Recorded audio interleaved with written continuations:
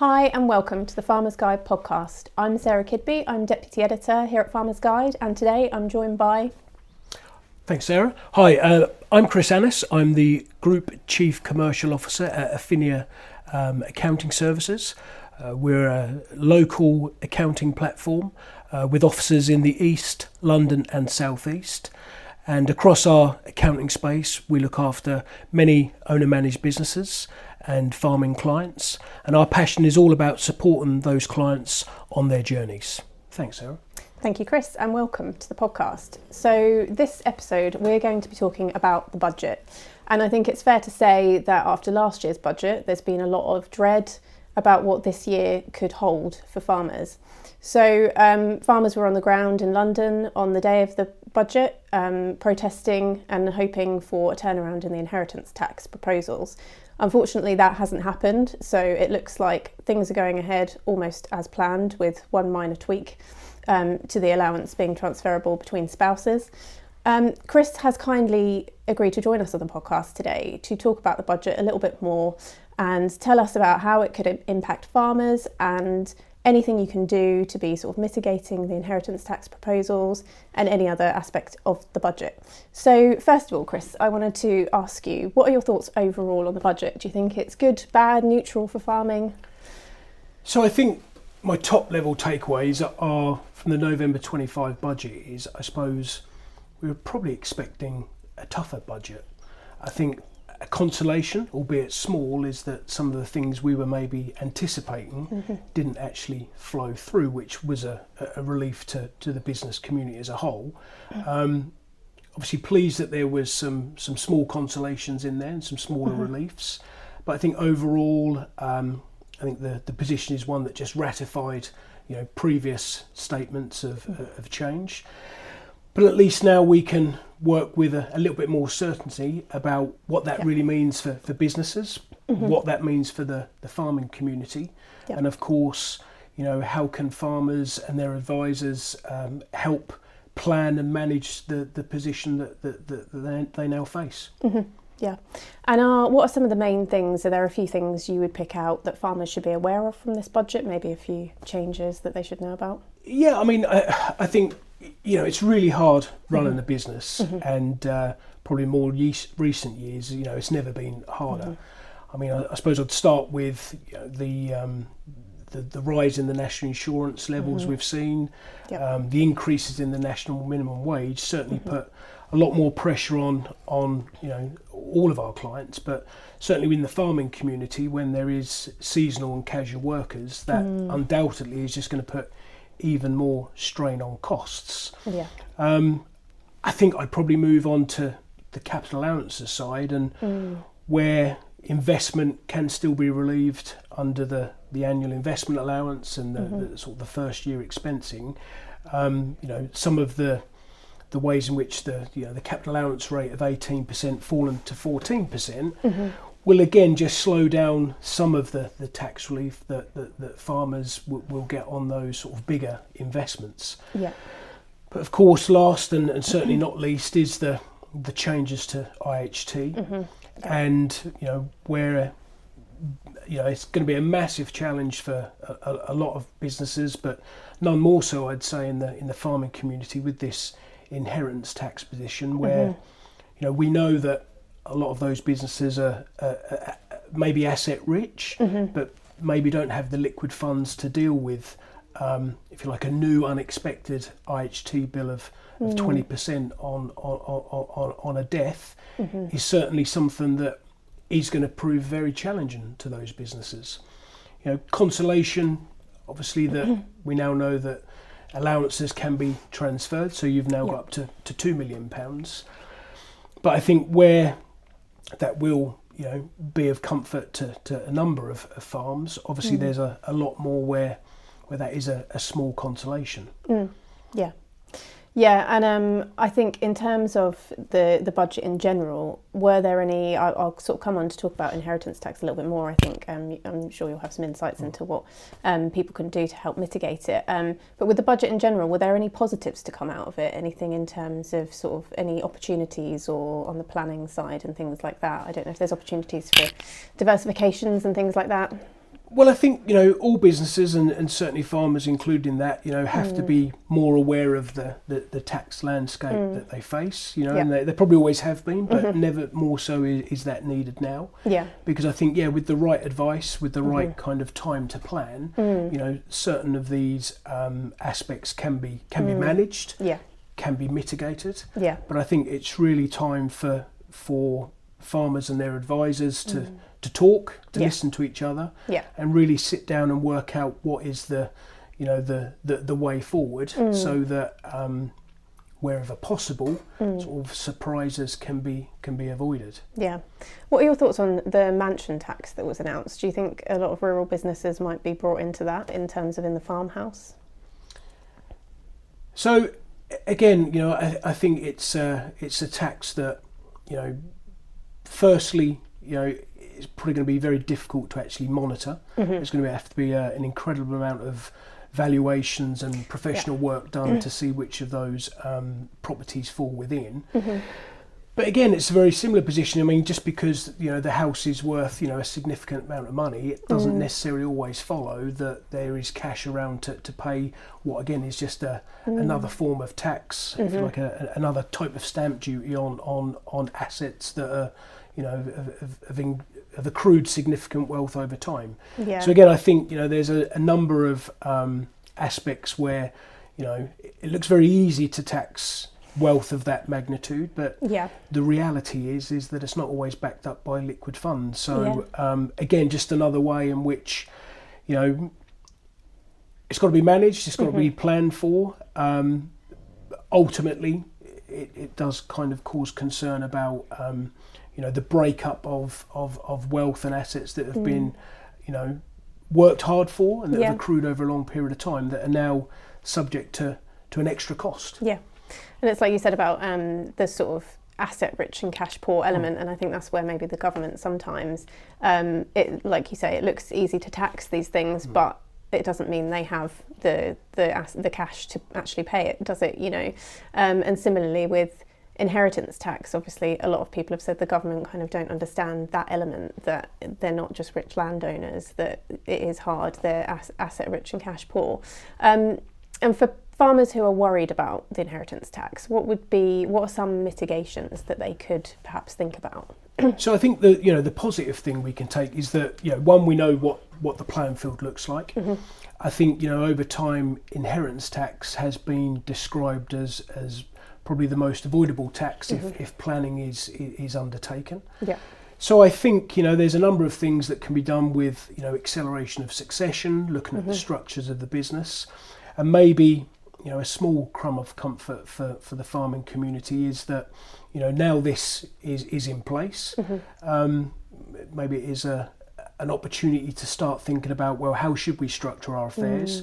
What could we diversify into? But importantly, how do we plan for that that succession where the objective has to be to pass on that generational farm that is obviously really important to the family, but in many cases is actually crucial to the local economy with the knock-on effect of how that farm kind of helps that local community and that local economy.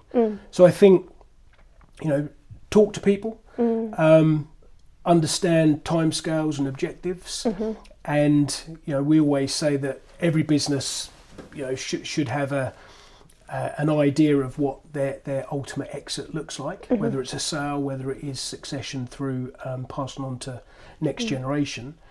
So I think it is avoidable to a certain extent if you take the planning. So I think a key message is for clients not to necessarily bury their heads in the sands, but talk to their advisors, their accountants, their legal advisors about how they can manage and mitigate that position. And at Affinia we have a strong private client team that are poised and are currently working on a lot of these planning opportunities. And I think it's like anything, if you take early action, you can be ahead of the game. Although we totally understand and totally empathise that it is another challenge to what is already an incredibly challenging business economy and certainly in the rural economy. Yeah. And I suppose some of the people that might feel the most challenged by it are those that are particularly elderly and haven't sort of got anything in place yet because of obviously the 7 years. And I think that's been where a lot of the anxiety has come from. Are there still options for those people that are in that position? What would be your advice for them? I mean, there's always options, but I think, probably it is one where, as with any sort of private client planning, it is very much a personal journey. Yeah. It's very much a case-by-case situation, but I think, like you say, the crumbs of comfort are if you begin to have those conversations, if you're not already, then there are things that can be done to help the position. So I think the main message has to be to engage, to seek advice, and to do everything you can just to try and get one step ahead of where you may be at this point in time. Yeah, and I guess having those conversations or starting those conversations with family as well, which can be kind of difficult, can't it? But maybe some people have put it off and now it's accelerating that they're having to sit down and have that conversation. That's right. I mean, in our line of work, we act for many owner-managed businesses and, do everything we can to structure their affairs, in a way that kind of legally minimises their tax position. And there's a lot of work we do around, income tax, national insurance, corporation tax that can be done. But you're absolutely right, Sarah. Inheritance tax is that one that nobody likes to talk about, and we understand why. But again, I think it is not just with this kind of 20% levy on the estates, but it is a very expensive tax, and like I say, with some planning, with some advice, it can be mitigated. Yeah, and just sort of, I suppose, getting everyone around the table and perhaps obviously their accountant and maybe other advisors as well, and just perhaps getting everyone together to have that conversation. Yeah, for sure. I think, it's like, lots of businesses, you have an annual plan, you have an annual budget, you know what you're trying to achieve. But I think, across the farming community and really across the wider sort of corporate economy, this sort of denial of full BPR and APR does mean that people do have to take action and to see what they can do. And I think there is a lot of financial implications. But again, we totally appreciate, and certainly at Affinia, that it is quite an emotive subject. But it's like anything, if you talk about it, a problem shared is a problem halved and all that. So we'd be delighted to help any of your clients that would like to have those conversations. But even if it's not with us, we would certainly advise your client base to talk to their families, to their advisors, and see what can be done. Yeah.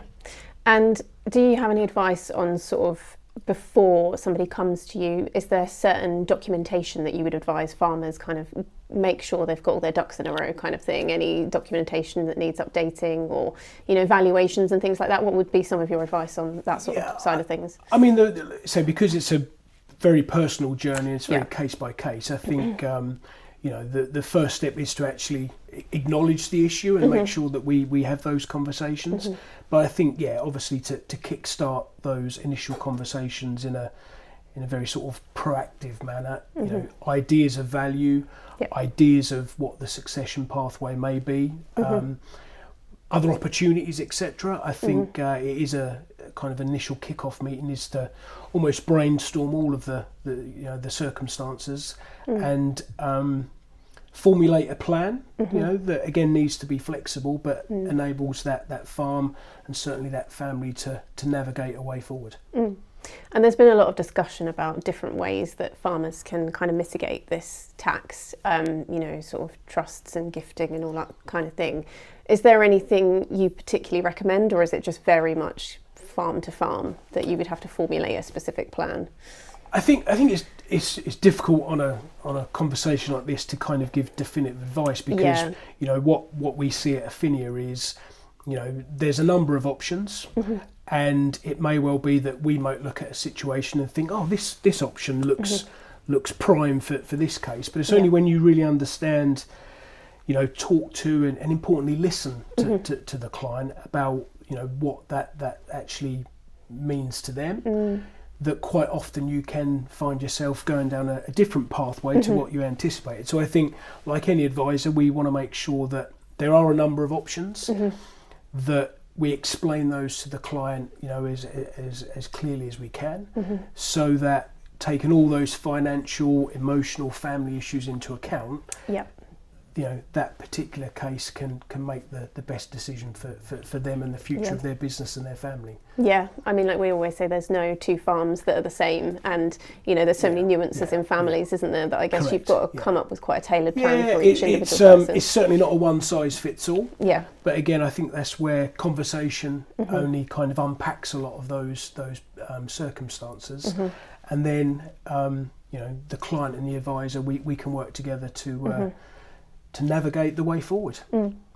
And we've talked about some of the sort of practical elements of the inheritance tax and the wider budget, but obviously it has a very big mental health impact as well on the industry. I mean, I think we've all seen in the media, there's been a lot on social media and Countryfile recently, there's been a lot of discussion about farmers who are sort of thinking about ending their lives because they're thinking before April 2026, it's better if I just end this now, and they think that will be better. And so I think we've seen a huge mental health toll on the industry, and in our area I believe there's tragically been quite a few suicides recently.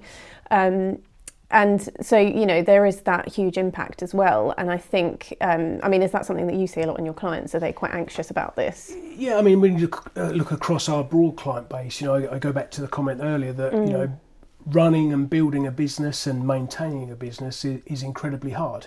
Always has been. Just feels like, in more recent times, those difficulties, those challenges have never been bigger. But, there is a lot of help out there. There is a lot of professional advice that can be taken financially, legally, as well as on the well-being side. And I think, having those conversations hopefully makes all of us realise that we can work together and we can help, and there's always a solution, and it doesn't have to be obviously the extreme there, and it is incredibly sad, and I think like anything, that the more people can work together and assist and talk, then I'm a strong believer that there are options, there are opportunities, and there's certainly things that can help that position. Yeah. So for anyone who's sort of really worried about this kind of thing, what would I guess it can help to break it down a little bit and think of the first step rather than maybe it can be quite overwhelming.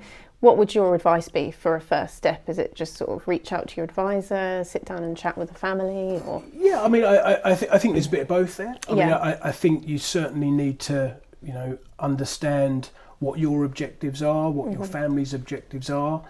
Is there the next generation to pass that through to?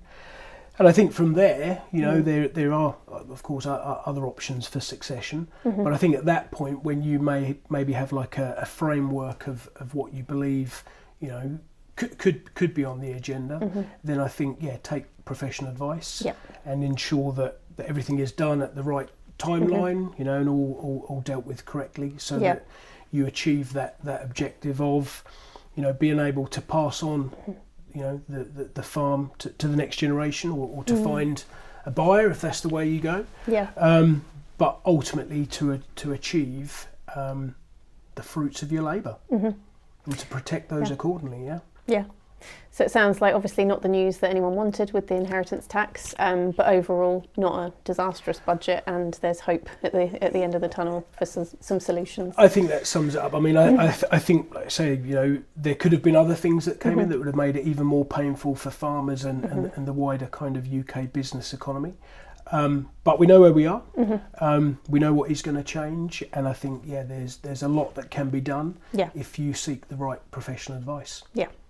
And I think a lot of the things that people really feared, sort of tightening up around gifting and that kind of thing, that hasn't actually happened, has it? No, exactly. So I think what we take from it is, from the the November 25 budget, is some relief. I suppose an acknowledgement that there are some small consolations and concessions in there that help. But certainly things that need to be talked about, that need to be advised on. And we've we've had many challenges in the past. There seems to be an awful lot of challenges around at the moment, but again, everything can be planned for and supported. Great. Thank you very much, Chris, for your insights. That was really helpful. No, thank you, Sarah. And thank you for joining us on the episode. And thank you, everyone, for tuning in. And I think, obviously, as we've spoken about, this inheritance tax has had some really big mental health impacts. So if you are struggling, if you are really worried about this, obviously, as Chris said, reach out to your professional advisors, but also there's a lot of charities that can support farmers with their mental health, and we're actually going to drop some links in the description so you can check those out. And thank you again for tuning in, and look out for our next podcast. Until then, keep the faith, keep farming, and take care of yourselves.